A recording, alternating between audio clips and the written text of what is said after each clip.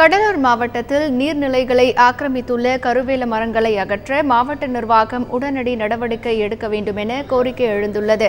இது பற்றிய ஒரு செய்தி தொகுப்பை பார்க்கலாம். தமிழகத்தின் கடலோர மாவட்டங்களில் ஒன்றான கடலூரில் விவசாயமே பிரதான தொழில். 7.5 லட்சம் ஏக்கர் பரப்பளவில் இங்கு விவசாயம் மேற்கொள்ளப்பட்டு வரும் நிலையில் சுமார் 3 லட்சம் ஏக்கர் விளைநிலங்கள் ஏரி, குளங்கள் உள்ளிட்ட நீர்நிலைகளையே நம்பி உள்ளன. விவசாயம், குடிநீர் தேவைக்காக மழை காலங்களில் நீரை தேக்கி வைக்க மாவட்டம் முழுவதும் வீராணம், பெருமாள், வெலிங்டன் போன்ற ஏரிகள் உட்பட 229 நீர்நிலைகள் மாவட்ட நிர்வாகத்தின் கீழும் 674 குளம், குட்டைகள் ஊராட்சி நிர்வாகங்களின் கீழும் உள்ளன. தற்போது வடகிழக்கு பருவமழை தொடங்கியுள்ள நிலையில் அதனால் கிடைக்கும் மழை நீரை நீர்நிலைகளில் தேக்கி வைக்க முடியாத சூழல் உருவாகியுள்ளதாக குற்றச்சாட்டு எழுந்துள்ளது.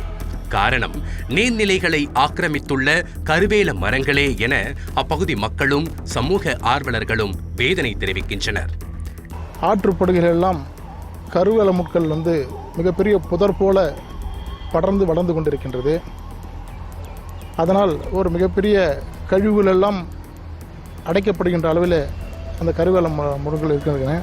அது மட்டுமல்லாமல் அந்த கருவேல முட்கள் ஆறுகளை ஆக்கிரமிப்பதோடு அங்கு சட்டவிரோத சம்பவங்கள் நடக்குவதற்கு வாய்ப்பாக இருக்கின்றது. மேலும் அங்கே தேங்குகின்ற நீரினால் நோய்கள் பரவக்கூடிய அபாயம் இருக்கின்றது.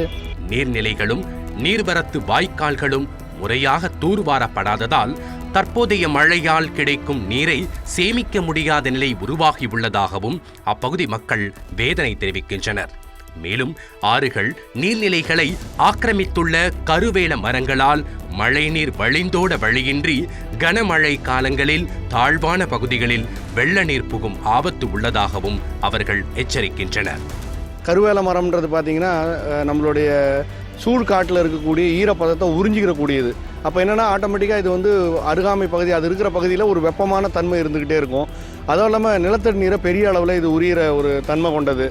இது இன்றைக்கி கடலூர் மாவட்டத்தில் இருக்கிற நீர் ஆதாரங்கள் பகுதியில் நிறைய அளவில் வளர்ந்து அப்படியே மண்டி போய் கிடக்குது.